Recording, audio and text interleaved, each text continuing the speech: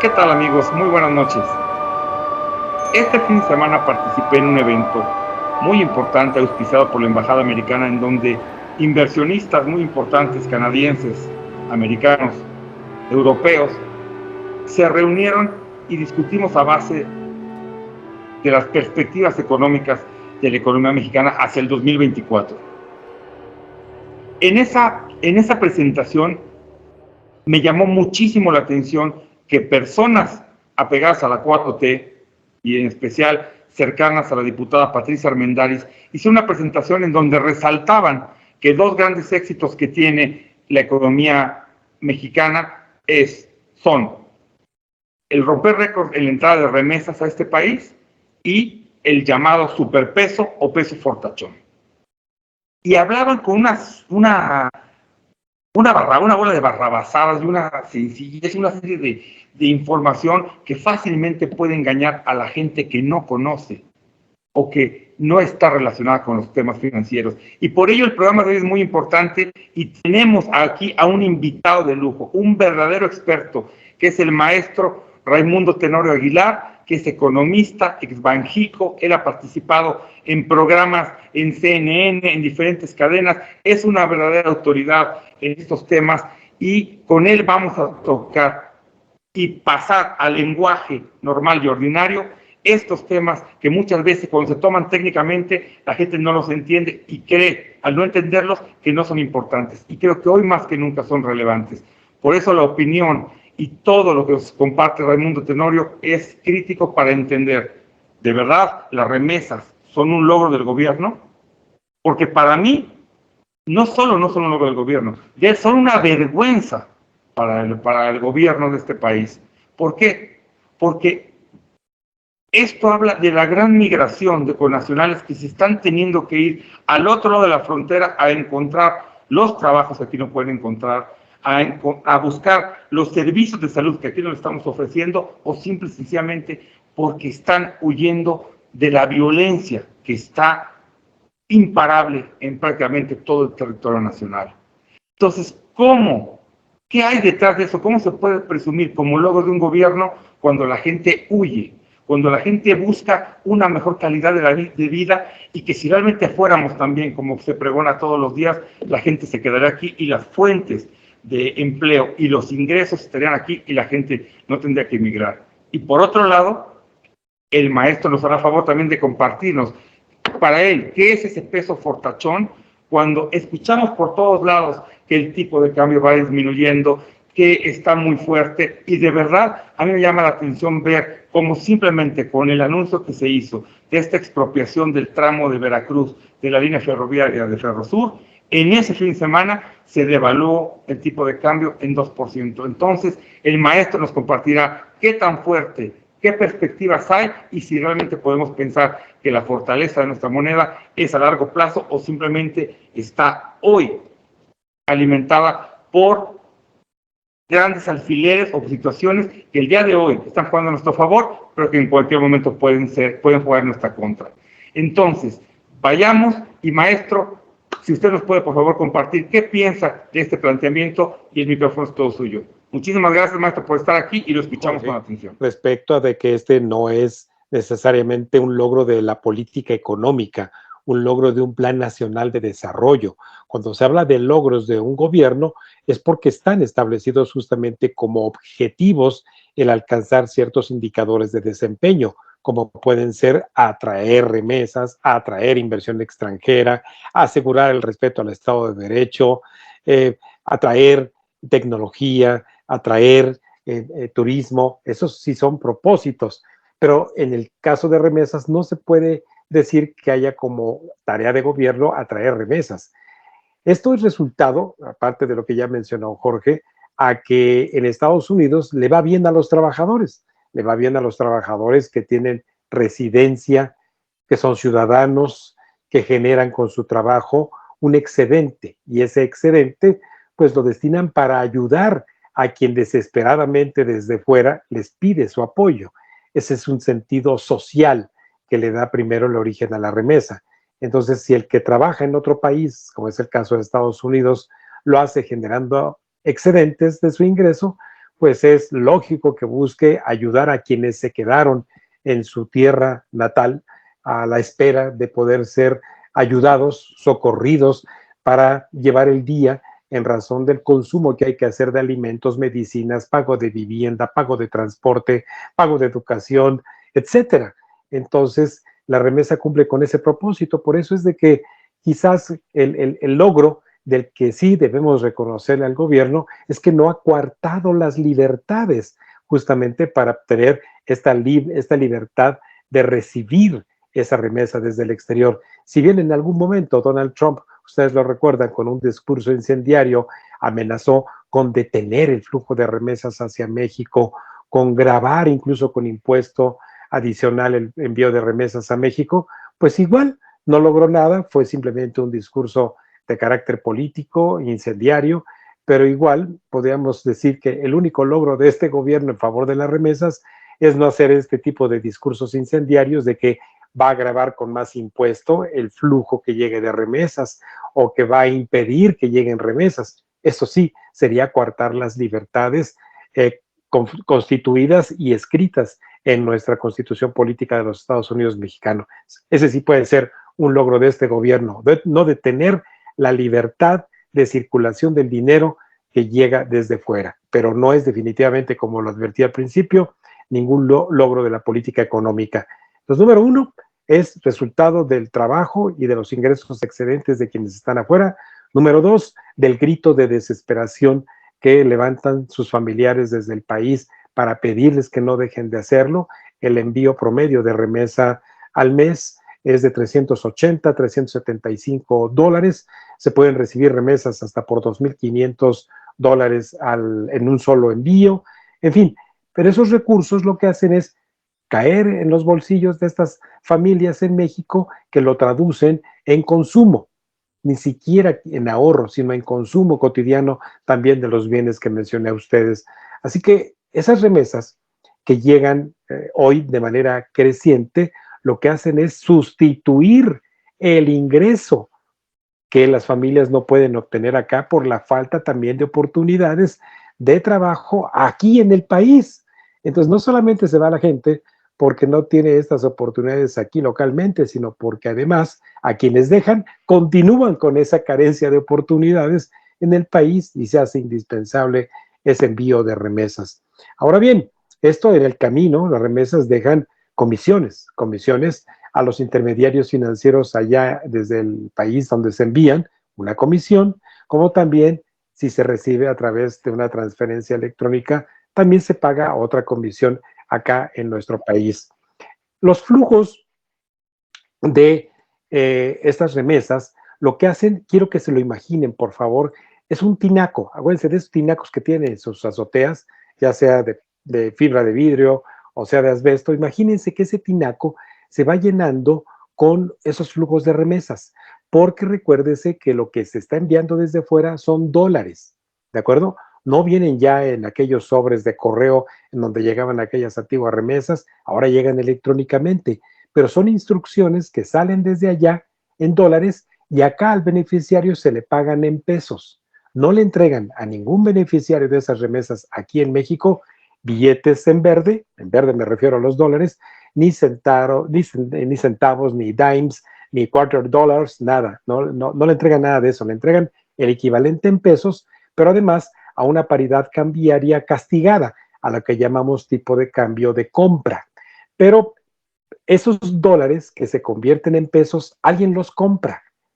Primero, obviamente, los intermediarios financieros, pero los intermediarios financieros, a su vez, no se quedan más que con la suficiente cantidad de dólares para poder vender después a sus clientes. Pero hay una parte importante de esas remesas que le venden al Banco de México.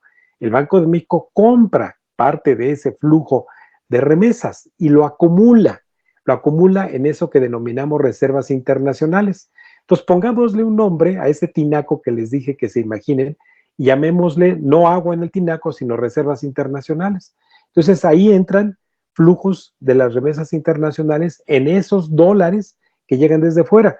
¿Quién emite pesos para entregarle al beneficiario? El Banco de México, porque compra esos dólares. Como también en ese tinaco entran, así como si fuera imagínense ustedes lo que entra de agua, entra flujos de pago de turismo, lo que pagan los turistas por hospedaje temporal, por alimentos, restaurantes, transportación terrestre, etcétera. Entran flujos de exportaciones, también denominados en dólares. Entran flujos de inversión extranjera nueva o reinversiones que se hacen. Entran flujos también de préstamos que piden corporaciones. Todo eso va llenando ese tinaco.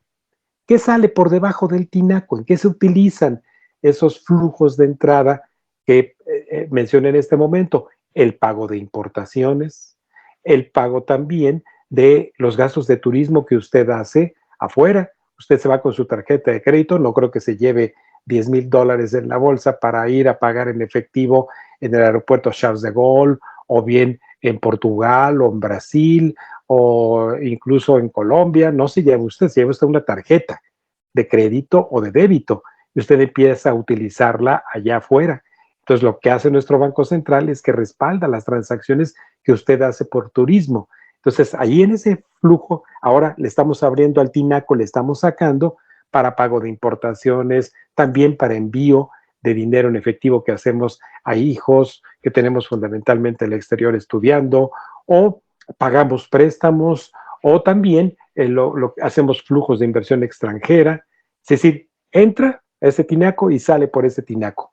Ahora imagínese usted que lo que hay en ese tinaco, ¿hasta dónde cree usted que tendría la certeza de poder surtir todo lo que sale? Pues que se esté llenando. Entonces, ¿qué hacen esas reservas internacionales en ese tinaco que le estoy pidiendo que se imagine? Entre más lleno esté el tinaco, más seguro se está de cubrir las salidas. Y entre menos lleno esté, se empieza a vaciar. ¡Ay, caray! Hay menos posibilidades de seguir pagando el flujo de lo que está saliendo, que repito, son importaciones, turismo en el extranjero, envío de dinero, etcétera, todo lo que le mencioné. Entonces, este nivel de esa agua en el tinaco, que son las reservas internacionales, son la principal garantía del precio del tipo de cambio peso dólar. ¿Por qué? Si está muy lleno ese tinaco, quiere decir que el precio de lo que hay adentro se mantiene estable, incluso pudiera bajar de precio para que los que están demandándolo por acá sigan pidiéndolo porque está entrando mucho. Imagínense si se empieza a desbordar el tinaco, por tanto que entra de remesas, de exportaciones, de turismo, de inversión extranjera. Si se desborda, habría que abaratar lo que hay en ese tinaco para que pueda salir por acá. Esa explicación a lo mejor pues, tan coloquial que le acabo de dar es lo que fortalece fundamentalmente al peso, el que haya exceso de dólares en el mercado y demandamos poco esos dólares para estar pagando importaciones. ¿Por qué? Estamos demandando poco porque la actividad económica pues nos hace comprar menos importaciones, porque estamos produciendo menos, porque puede ser que haya una actividad económica endémica, mente baja, o hay recesión. Esas son algunas de las causas que pueden provocar que demandemos menos dólares. Entonces, entre otras cosas, lo que fortalece a ese llamado peso fortachón, peso fuerte, son las reservas internacionales. Pero también lo he dicho de manera coloquial, el dinero no tiene ni padre, ni madre, ni perro que le ladre. El dinero va a andar en busca de la mayor tasa de ganancia. Hay otro elemento que fortalece al peso, que es la inversión en pesos. En lugar de que usted ande comprando dólares para invertir esos dólares en una cuenta en el extranjero, que tiene derecho a hacerlo, no pasa nada. Mientras usted, el dinero que mande a invertir fuera, usted pruebe que proviene de su trabajo o de su empresa. No hay ningún problema, Usted no es un sacadólares. Usted simplemente abre una cuenta fuera. Pero entonces, si usted con sus pesos compra dólares para llevarlos allá afuera a invertir, resulta que allá afuera le están pagando por una cuenta en dólares apenas el 2.5% de interés anual. Pero si usted los pesos que tiene los invierte localmente a una tasa hoy de CETES, pongámosle a un año, de acuerdo, del 11.20%, el rendimiento es mayor en pesos. Entonces usted no quiere comprar dólares para especular con dólares. Lo que hace entonces es que como hay una menor demanda de dólares, se abarata. El dólar es una mercancía perecedera. Haga usted lo que de cuenta que son jitomates. Si usted lo refrigera lo mete en su congelador, pues a lo mejor le dura unos días ahí conservado, pero después se le va a echar a perder. Pues igual los dólares, si usted compra dólares y los mete debajo del colchón o está esperando a que suba a 20, 22, pues ahí los va a tener sin ganar nada. Entonces mejor es tener pesitos y los pesitos invertirlos en la tasa de interés que se está pagando tan alta hoy en México. ¿Y por qué es tan alta? Justamente para estar por arriba del enemigo público número uno, que es la inflación. La inflación que hoy estamos esperando para los próximos 12 meses ocurre en México, en el peor de los escenarios es del 5%.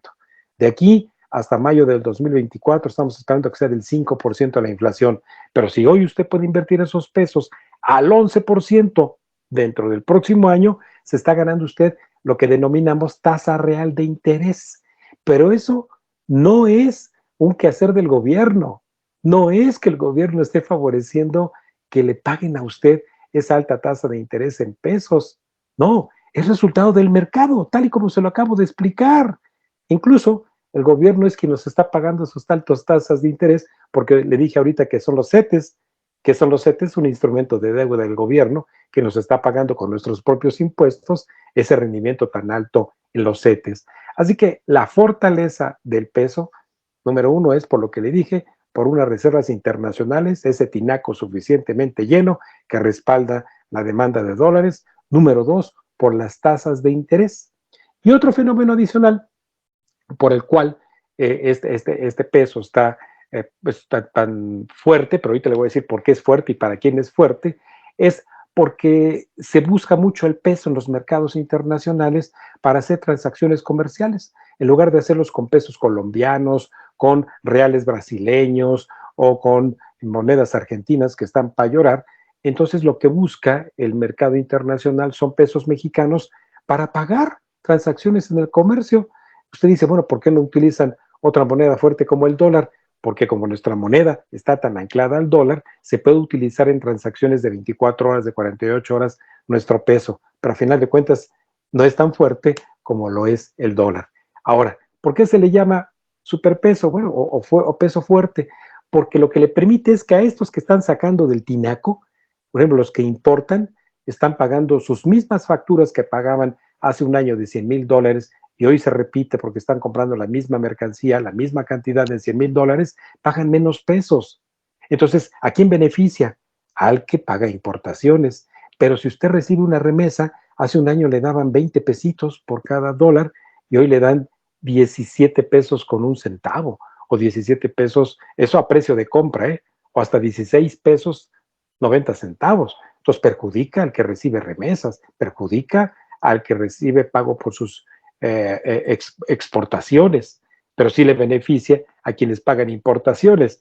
Entonces, ¿quién gana y quién pierde? Hay perdedores y ganadores en este denominado superpeso o peso fortachón, por esta razón de que a unos beneficia, como les repito, a los que pagan importaciones, si usted sale de turismo, si quiere comprar ahorita adelantadamente un boleto de avión, si quiere incluso pagar deudas en moneda extranjera, le conviene hacerlo en este momento. Pero si usted es exportador, si usted es quien recibe una remesa, está recibiendo menos pesos por esa denominación monetaria tan preciada que es el dólar.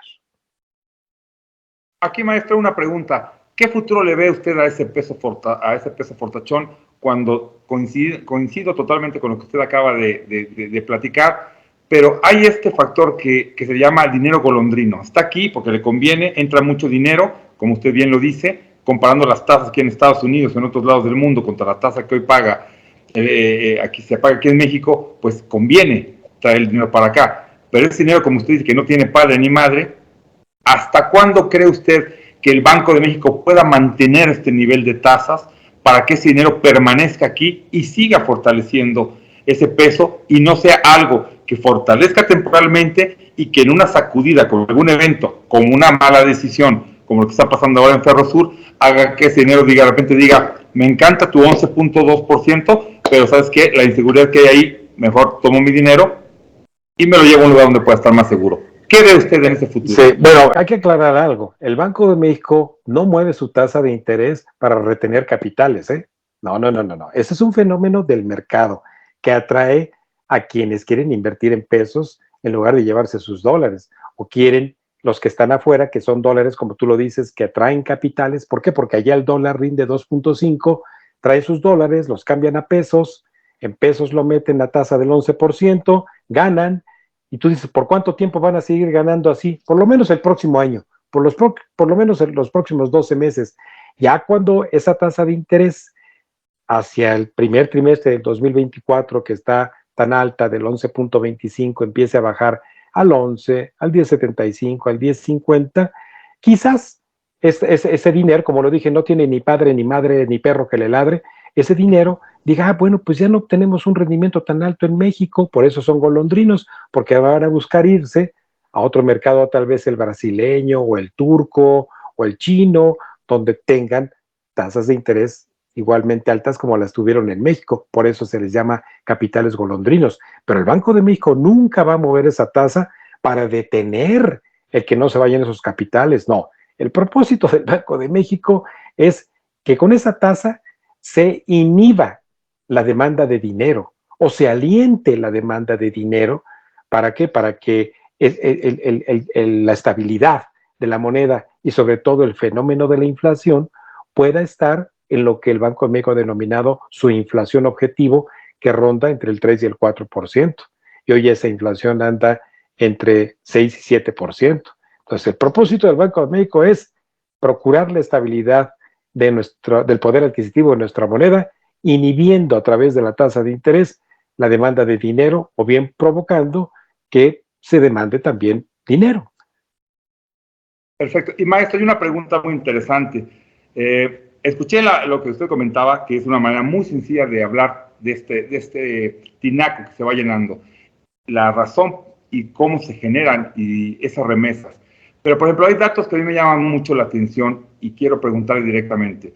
Le comparto primero estos datos y voy a la pregunta. Y como usted bien sabe, a partir del 23 de abril se declaró por el Wells Fargo que el Banco del Bienestar ya no puede o no se van a mandar remesas al Banco del Bienestar, cosa que solamente se afectó a ese banco porque se siguen mandando remesas a través de Walmart, de Suburbia, de varios lugares, etcétera. O sea, solamente se afectó al Banco del Bienestar. Hay datos muy concretos, como por ejemplo 227 municipios en el Estado de México, en donde el promedio que reciben de remesas son cerca de 39,000 pesos mensuales, que se me hace un dato elevado. Y hay 32 localidades también en el Estado de México en donde se recibe más del doble, el número de remesas sobrepasa en 2 veces el número de los pobladores de esos municipios. Y se ha dado un incremento muy fuerte de estados en la Unión Americana que están mandando dinero a México, en donde la colonia mexicana que habita en esos estados no es abundante históricamente. Estoy hablando de estados como Idaho, New Hampshire, Maine, Tennessee, Utah, que en el historial que venía nunca destacaban como estados que estuvieran mandando grandes cantidades de remesas hacia México. La pregunta es concreta y viendo cómo se ha desarrollado, como le decía, 2018, casi 32,000 millones de dólares, 2019, 59,000 millones de dólares, y hay una expectativa de cerrar cerca de los 70,000 millones de dólares recibidos por remesas este año. La pregunta que tengo para usted es, ¿qué riesgo ve usted de que se esté utilizando ese envío de remesas en lavado de dinero y cómo puede afectar la salud de ese tinaco del que usted nos hablaba, que claramente entendemos cómo entra, cómo sale, pero lo que quiero preguntarle es si usted ve algo contaminado dentro del tinaco? A esa pregunta me gustaría hacer. Sí, muy bien. Bueno, primero hay que desestigmatizar que el Banco de México no es responsable de quién envía el dinero y a quién le llega, ¿eh? De eso no es responsable Correcto. el Banco de México. Es responsabilidad de los órganos reguladores. Totalmente Tanto de en el acuerdo. caso de Estados Unidos, así como tenemos en México una Comisión Nacional Bancaria y de Valores y una llamada Unidad de Inteligencia Financiera en la Secretaría de Hacienda, tienen sus pares también en Estados Unidos. Claro, Y entonces, sí. tanto las autoridades de Estados Unidos tienen facultades de auditar, ¿de acuerdo? A esos bancos locales que son corresponsales bancarios para saber de quién están recibiendo, de qué cuentas bancarias. Hoy en día todo deja huella electrónica. todo deja huella electrónica. Esto no es criptomonedas, o sea, no es información encriptada. Los bancos, corresponsales bancarios tienen nombres, direcciones, identificaciones, IDs de todos los que están enviando dinero desde allá, que son personas físicas. Las remesas no las envían empresas, las envían personas físicas perfectamente identificadas en las ventanillas, en los servicios electrónicos de esos bancos. Igual ocurre acá. Los destinatarios, el Banco de México ni le exijan que él dé a conocer, no. Es la Comisión Nacional Bancaria y de Valores que puede obligar a los bancos a que le den esos listados de personas beneficiadas, como también la propia unidad de inteligencia financiera que tiene a su cargo la aplicación de la ley para prevenir las operaciones de lavado de dinero y financiamiento al terrorismo. Incluso todos los bancos, todos los intermediarios financieros de segundo orden, como son uniones de crédito, SOFOMES, etcétera, tienen la obligación de contar con un oficial de cumplimiento. Es una especie de contador auditor de transacciones de las que se sospecha el lavado de dinero. Entonces, con todos estos datos que tú diste, son evidencias para sospechar que hay transacciones atípicas. Y así lo prevé la ley. La ley prevé, estas leyes que mencioné, prevén que será tarea de la Secretaría de Hacienda a través de su Unidad de Inteligencia Financiera y de la Comisión Nacional Bancaria, recibir información de los bancos e intermediarios financieros de todas aquellas transacciones atípicas. ¿Qué es una transacción atípica? Para ponerla de ejemplo a nuestra audiencia, pues que Jorge Arrega, si está recibiendo una remesa al mes de $350 desde hace 36 meses y de repente ahorita en febrero recibió $3,500, luego en marzo recibió $7,500 en 3 envíos diferentes y ahora recibió $5,000 y ya ahorita para junio va a recibir $350. Ah, caray, esas son operaciones atípicas, ¿de acuerdo? Y que deberían investigarse por la Unidad de Inteligencia Financiera. Entonces, sí hay información para sospechar que puede haber operaciones de lavado de dinero, sí la hay, como la que compartió Jorge Arrega. Y también hay la obligación de la Secretaría de Hacienda con esta Unidad de Inteligencia Financiera. ¿Por qué no lo hacen? Pues porque los han dejado en los huesos. Les han quitado dinero a esas dependencias que no tienen el suficiente personal para andar rastreando todas estas operaciones electrónicas. Están operando en los huesos, ¿eh? Este austericidio ha dejado sin las personas más calificadas que había hace 4 años y han metido hoy a improvisados, no quiero hablar mal de los contadores, pero hablando de gente muy, muy descalificada para poder dar seguimiento a estas transacciones atípicas.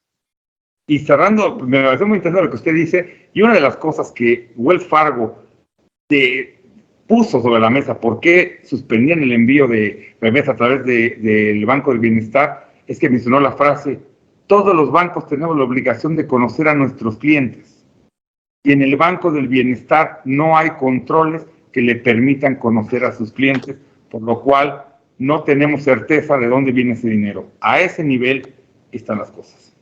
Sí, entonces, esto quiere decir que justamente el Banco del Bienestar no tiene ni las personas, ni los sistemas, ¿de acuerdo? De registro. Y entonces, ¿quién se hace de la vista gorda? La Unidad de Inteligencia Financiera, porque es banca de desarrollo del propio gobierno. Es decir, es juez y parte. Y obviamente, bueno, en ello, pues va no solamente el prestigio, pues de la propia institución, sino el prestigio de México, ¿no? En razón de que se están haciendo transacciones de lavado de dinero. Repito, no tenemos nada con qué comprobarlo, pero estas operaciones atípicas que históricamente no ocurrían, por eso puse la analogía con el caso de Jorge de recibir depósitos atípicos, igual ocurre. Hágame la buena. Sí, ¿verdad? Ya lo creo. Así es, mi querido Jorge. Y finalmente, doctor, ¿prevé usted con este escenario que hay algún movimiento brusco antes, económicamente hablando, antes de las elecciones del 2024, o considera que las condiciones están dadas para por lo menos llegar a ese momento con cierta estabilidad y por qué no pensarlo quizá con ese peso fortachón? ¿Cómo ve usted, sin bola de cristal, de aquí a las elecciones del 2024? Simplemente con datos, no relatos. Mira, lo que ocurrió, por ejemplo, ahorita con todo este asunto de la expropiación de los bienes y activos de Ferrosur y el retiro de la concesión y la cancelada operación entre Grupo México y Banamex, llevó el tipo de cambio casi a los 18 pesos. ¿Por qué razón? Bueno, porque justamente lo que se está haciendo es perder la confianza en el Estado de Derecho en México y la reputación financiera justamente del gobierno, en razón de respetar el Estado de Derecho y pagar indemnizaciones. Todo eso afecta, a final de cuentas, a los mercados, es decir, a que quienes tienen hoy dólares en México, pues lo que hagan es encarecerlos justamente por el temor a que no se respete el Estado de Derecho. Pero esto fue tan solo una muestra. En los próximos 15 meses, ¿qué sí podría ocurrir, como pregunta Jorge Arrega? Bueno, pues lo que puede ocurrir es que las finanzas públicas colapsen. Eso es lo que puede crear la inestabilidad hacia final del sexenio. ¿Y hay signos de que esto ocurra? Sí los hay. Tenemos un exceso en el gasto no programable del 15.9% hasta la fecha, entre otras cosas, por el excesivo pago de intereses de deuda.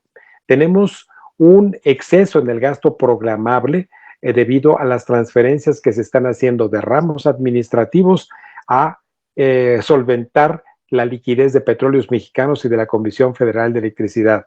Tenemos la renovación crediticia, se dice, de Pemex y de CFE, pero están en bonos basura, es decir, están en descalificación crediticia.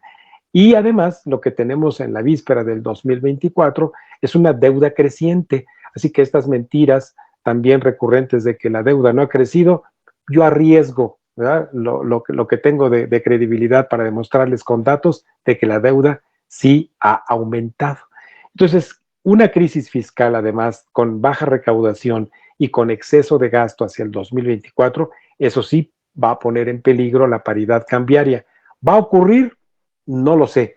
¿Por qué razón no lo sé? Bueno, pues porque si en el 2024 el exceso de gasto público mal fondeado, y mal fondeado digo porque ni siquiera tienen la pericia para poder buscar los mercados y los acreedores adecuados para negociar nuevos préstamos, no lo tienen, no lo tienen la Secretaría de Hacienda, pues eso nos puede llevar justamente a que si no hace crisis esto fiscalmente en el 2024, para el 2025 la herencia al siguiente gobierno sea una herencia maldita. Maestro, pues me dejó con, ahora sí que nos puso muy claros los escenarios, le agradecemos muchísimo toda esta información, todo esto que usted nos comparte, y creo definitivamente que hoy tenemos una pandemia en México, y no hablo de la pandemia que acabamos de superar, sino una pandemia de exceso de información y de información falsa. Por eso, pues yo creo que la mejor vacuna, que es la que, por ejemplo, usted está aplicando hoy, yo le llamo la vacuna PIC, que es piensa, investiga y cuestiona.